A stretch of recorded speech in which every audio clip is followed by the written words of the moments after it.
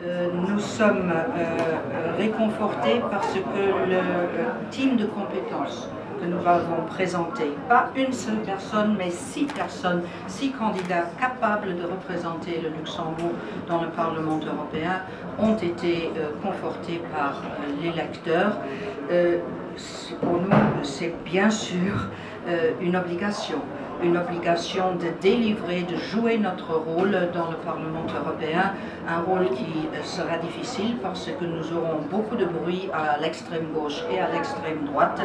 Donc nous devons, en tant que démocrates qui sont au centre, unir nos forces pour faire les lois qui s'imposent pour pouvoir construire cette Europe, à donner à la prochaine génération une Europe où le Luxembourg aura toujours sa place. Commission, nous sommes fiers en tant que luxembourgeois qu'il ait réussi à faire cela. Il a réussi à faire cela bien sûr tout simplement parce que nos partis du PPE ont réussi à gagner les élections, pas partout, mais en règle générale, oui, nous l'avons fait, nous sommes forts. Je voudrais quand même tirer une conclusion de ces élections dans les autres pays, parce que nous avons vu que partout là où des partis membres du PPE ont fait une campagne électorale pour l'Europe et non pas une campagne électorale populiste, eh bien, ils ont gagné.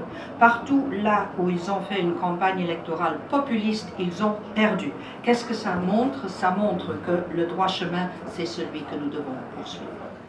J'ai remarqué que ce soit en Allemagne où la SPD a fait une progression alors qu'ils ne s'y attendaient pas, les Allemands ont voulu aussi participer au succès du candidat allemand. Je vois qu'au Luxembourg aussi beaucoup de gens ont voulu participer à cette possibilité en tant qu'électeur luxembourgeois de donner plus de chances à Jean-Claude Juncker pour être tête de liste. Moi je peux juste vous dire, c'est que mardi soir on a un dîner, c'est sûr que les groupes parlementaires ne sont pas encore faits donc, au Parlement européen, donc c'est très dur de dire exactement au chiffre près quel sera le groupe, surtout que l'écart est assez limite. J'ai déjà entendu que M. Orban avait déjà informé qu'il ne voulait pas voter pour M. Juncker, donc je sais que M. Cameron a dit qu'il ne voulait pas voter pour M. Juncker. Pour moi, si aucun des deux têtes de liste n'est président de la Commission européenne, on risque une crise institutionnelle grave au sein de l'Union.